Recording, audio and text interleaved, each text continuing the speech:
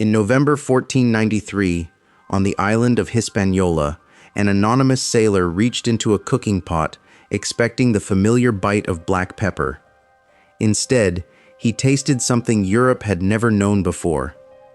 The heat arrived almost instantly, sharper than pepper, brighter than mustard.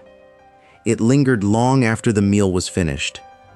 The fruit had no connection to the pepper vines growing thousands of miles away in India, but Christopher Columbus believed he had found another route to the spice that Europe desperately wanted. He hadn't. He had made one of history's most influential mistakes. The name stuck anyway. 5 centuries later, we still call them peppers. That simple misunderstanding changed the way billions of people eat. Today, it is almost impossible to imagine Indian curry without chilies. Thai cuisine feels incomplete without them. Korean kimchi depends on their deep red color. Sichuan cooking is famous for its fiery heat. Hungarian paprika is a national symbol. Mexican salsa is built around them. None of those traditions existed 500 years ago. For most of human history, every meal in Europe, Africa, and Asia was completely free of chili peppers. Think about that for a second. One fruit native to the Americas spread across the globe faster than almost any major crop in history, transforming cuisines so completely that entire nations now consider it part of their ancient identity. It wasn't. The story begins thousands of years before Columbus sailed west. Long before empires rose in Europe or dynasties ruled China, wild species of capsicum grew across Central and South America. Botanists recognize more than 30 wild species, but only 5 were independently domesticated by humans. Exactly where each entered cultivation remains the subject of ongoing research, although archaeological evidence points to multiple centers of domestication stretching from present-day Mexico into the Andean region. Unlike wheat or rice, chili peppers were never grown because they filled empty stomachs. They solved a different problem. They transformed flavor. Hunter-gatherers almost certainly encountered wild chilies long before agriculture. Most wild fruits protect themselves by becoming sweet when ripe, encouraging animals to spread their seeds. Chili peppers evolved another strategy. Their heat comes from capsaicin, a compound concentrated around the seeds. Mammals experience it as burning pain. Birds do not. Birds swallow the fruit whole and carry the seeds across enormous distances. Nature had already invented a delivery system. Humans simply borrowed it. Some of the earliest evidence for cultivated chilies dates back more than 6,000 years. As farming communities developed across Mesoamerica, peppers joined maize, beans, and squash as regular crops. Together they formed the foundation of daily life for countless villages. Each plant played a different role. Maize supplied calories. Beans supplied protein. Chilies supplied something harder to measure: character. A single pepper could transform an otherwise ordinary meal. Fresh, dried, smoked, or ground into powder, it offered endless possibilities, despite requiring very little land. Nobody knew the chemistry. Everyone understood the result. By the time cities emerged across Mesoamerica, chili peppers had become indispensable. Among the Maya, peppers appeared regularly in cooking, and residues recovered from ancient pottery suggest they were part of prepared foods centuries before European contact. Farmers cultivated different varieties for different purposes, selecting plants with distinct flavors, colors, and levels of heat. Agriculture became experimentation. Generation after generation, anonymous farmers created remarkable diversity. The Aztec Empire inherited that tradition. When Spanish conquistadors eventually entered the great market of Tenochtitlan in the early 16th century, they encountered astonishing quantities of food, unlike anything found in Europe. The conquistador Bernal Diaz del Castillo later described markets overflowing with fruits, vegetables, herbs, beans, tomatoes, cacao, and countless varieties of chili peppers. To the Aztecs, peppers were not luxury items. They were everyday food. Markets sold fresh chilies, dried chilies, smoked chilies, mild varieties, extremely hot varieties. Different peppers served different dishes, just as different herbs do today. That level of specialization impressed even the conquistadors. It also revealed something important. The Americas had already developed one of the world's most sophisticated pepper cultures long before Europeans arrived. Then came Christopher Columbus. He never reached India. He died believing he had. That misunderstanding shaped far more than maps. Europe's appetite for black pepper had helped finance the age of exploration itself. For centuries, merchants carried black pepper from India's Malabar coast through Arab and Venetian trading networks before it finally reached European markets. By the 15th century, pepper had become one of the most valuable commodities on Earth. Finding a direct route to its source promised enormous profits. Instead, Columbus found something entirely different. After tasting capsicum, he believed it belonged to the same family as black pepper because both produced heat. He called the unfamiliar fruit pepper, a name that survived despite being botanically incorrect. Black pepper comes from the vine Piper nigrum. Chili peppers belong to the genus capsicum. The two are not closely related. One naming mistake entered hundreds of languages. Here is the strange part. Columbus introduced peppers to Europe. Portugal introduced them to the world. Portugal had spent decades searching for a sea route to Asia.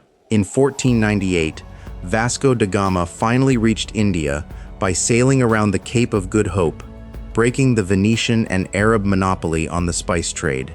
His ships returned carrying pepper, cinnamon, cloves, and other luxuries Europe had coveted for centuries. Within only a few years, Portuguese merchants were transporting something else: chili peppers. Unlike Columbus, the Portuguese were not trying to prove where they had landed. They were building a trading empire. Their ships connected Brazil, West Africa, India, Southeast Asia, China, and Japan through a single commercial network unlike anything the world had seen before. For the first time in history, one crop could move between continents within a generation. Chilies seized that opportunity. Portuguese traders introduced them to India's western coast early in the 16th century, probably through Goa, which became the center of Portuguese power in Asia after 1510. India already possessed one of the world's richest culinary traditions. Black pepper, long pepper, ginger, turmeric, mustard, and countless aromatic spices had flavored Indian food for centuries. The chili entered a crowded kitchen. It won anyway. Why? Because it was easier to grow than black pepper. Black pepper required tropical vines, years of cultivation, and specific growing conditions. Chili peppers matured quickly, produced abundant harvests, and could be grown by ordinary farmers across huge parts of the subcontinent. Heat was no longer a luxury. It became local. Within remarkably few generations, chilies spread from coastal trade ports into the interior. Regional cuisines adapted them in different ways. In Rajasthan, they complemented rich meat dishes. In Andhra, they became central to some of the hottest cuisines in the world. In Kashmir, milder varieties contributed color as much as heat. The fruit changed. India changed it back. Farmers selected peppers suited to local climates, creating new varieties that eventually became famous in their own right. This happened again and again. Portuguese merchants carried chilies east through Malacca into Southeast Asia. They reached the islands of present-day Indonesia, where traders who had once dealt almost exclusively in cloves and nutmeg now encountered an entirely different source of heat. Thailand adopted them. So did parts of present-day Malaysia. Across the region, local cooks blended chilies into existing traditions rather than replacing them. Coconut milk, lemongrass, galangal, shrimp paste, and fish sauce remained. The newcomer simply found its place among them. That pattern repeated almost everywhere. The chili rarely erased older cuisines. It expanded them. China offers one of the most remarkable examples. Contrary to popular belief, ancient Chinese cooking was not traditionally spicy in the modern sense. Garlic, ginger, scallions, fermented sauces, and aromatic spices provided complexity, but chili peppers did not exist there before the 16th century. They arrived through multiple trade routes, including Portuguese maritime networks and overland commerce. At first, they were curiosities. Then they reached China's interior. In provinces such as Guizhou, Hunan, and Sichuan, peppers found climates where they grew exceptionally well. Over time, local cooks embraced them with extraordinary enthusiasm. In Sichuan, chilies eventually joined forces with the native Sichuan peppercorn, a completely unrelated spice famous for its tingling sensation, to create one of the world's most distinctive flavor combinations. People often assume that pairing stretches back thousands of years. It doesn't. It is a product of global trade. Think about that for a second. One Portuguese trading network permanently altered one of China's most famous regional cuisines. The same story unfolded on the Korean peninsula, although more gradually.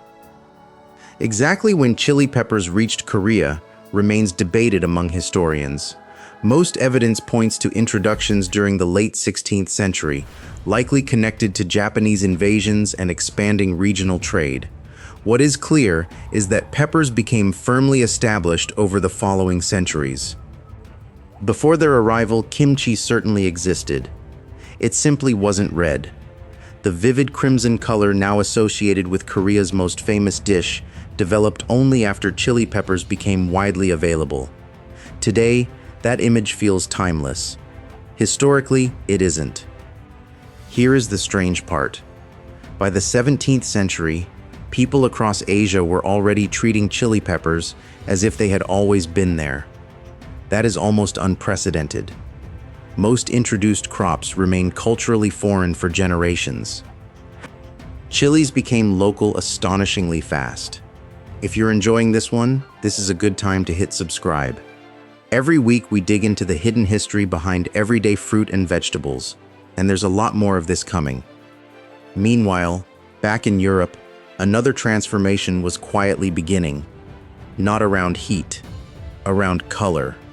While Asia was making chili peppers its own, much of Europe remained surprisingly cautious. That seems strange today. Spain grows some of the world's finest peppers. Italy depends on them in countless regional dishes. Hungary built an entire national spice around them.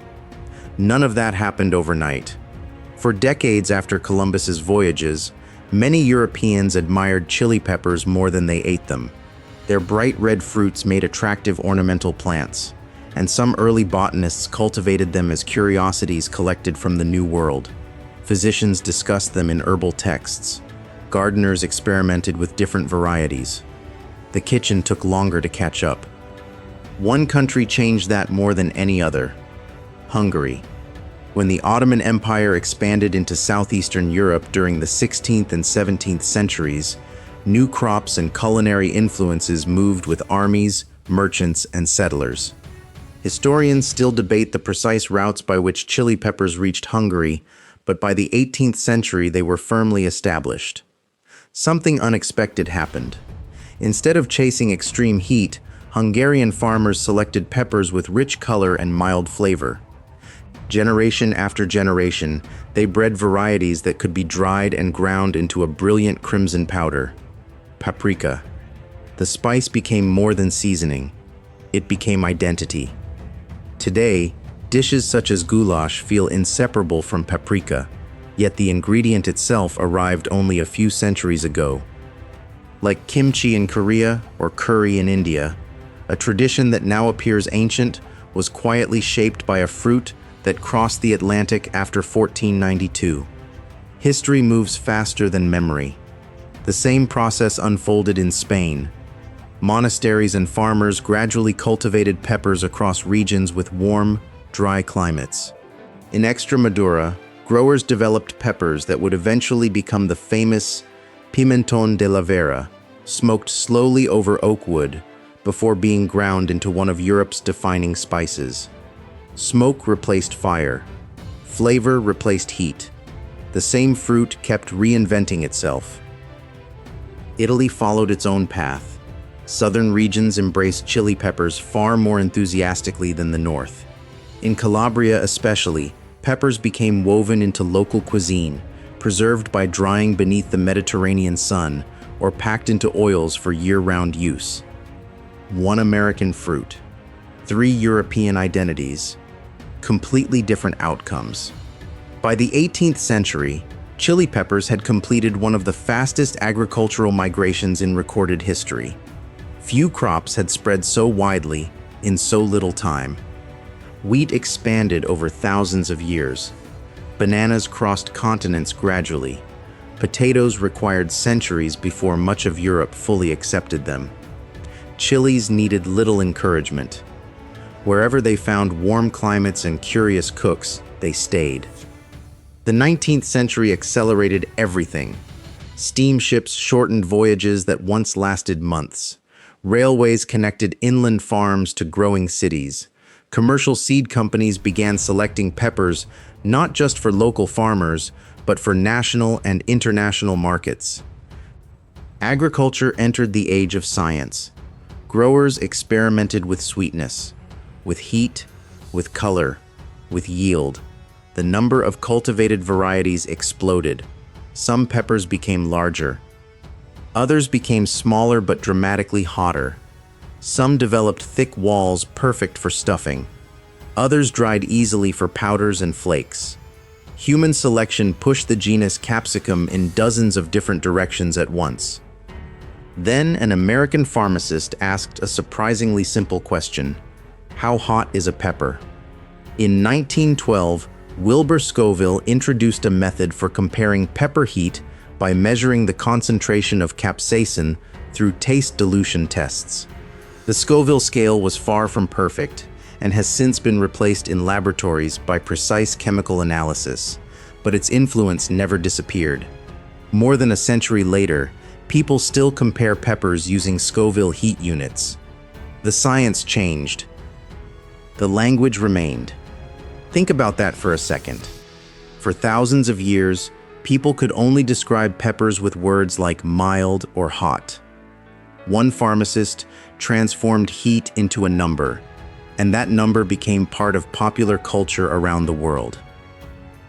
By the early 20th century, chili peppers had become both a subsistence crop and a commercial commodity. Farmers grew them for fresh markets, dried spice production, sauces, pickles, and food manufacturers supplying rapidly expanding cities. Factories joined the story. Companies began producing bottled pepper sauces on an industrial scale, standardizing recipes that had once varied from village to village. Paprika mills processed enormous harvests into fine powders. Drying facilities supplied spice merchants shipping peppers across continents. The fruit that Columbus had mistaken for black pepper no longer needed explorers. It had become global. By the middle of the 20th century, chili peppers were growing on every inhabited continent except Antarctica.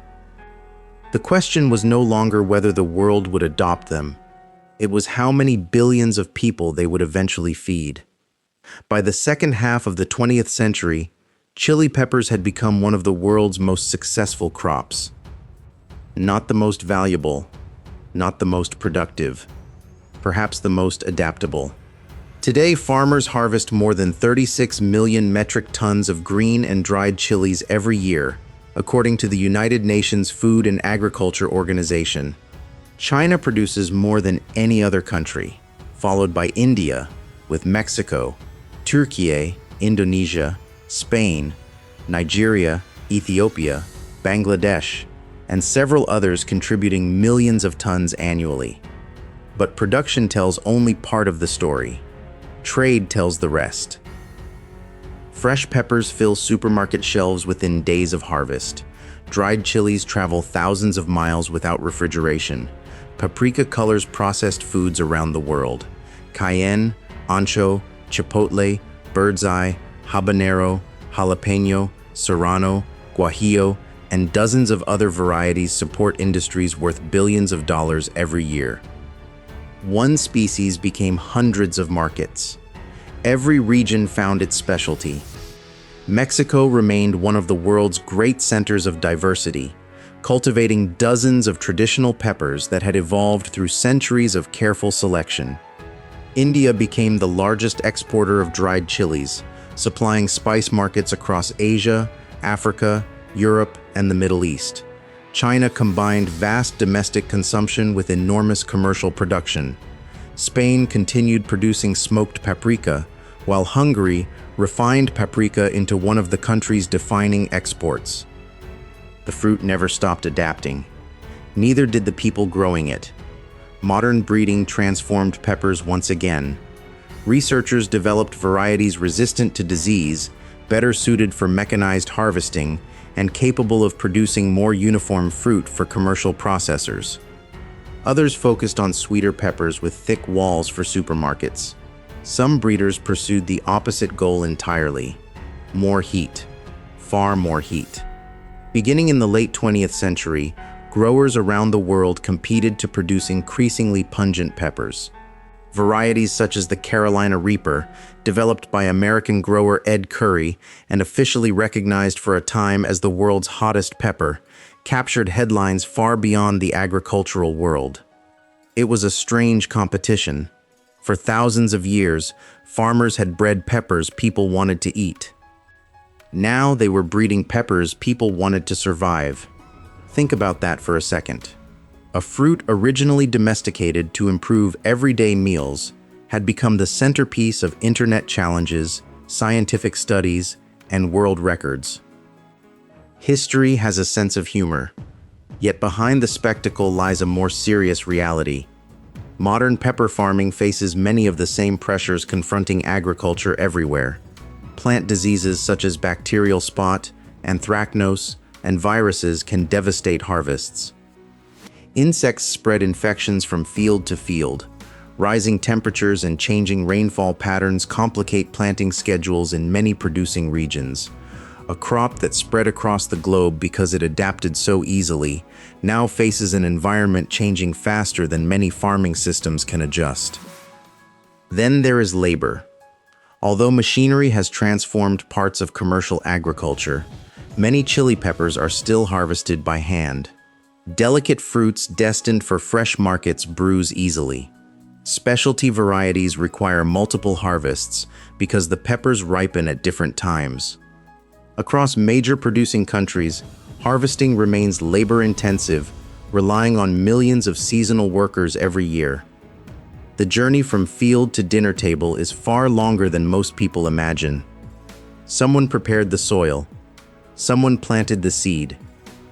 Someone walked the rows looking for disease. Someone picked every ripe pepper.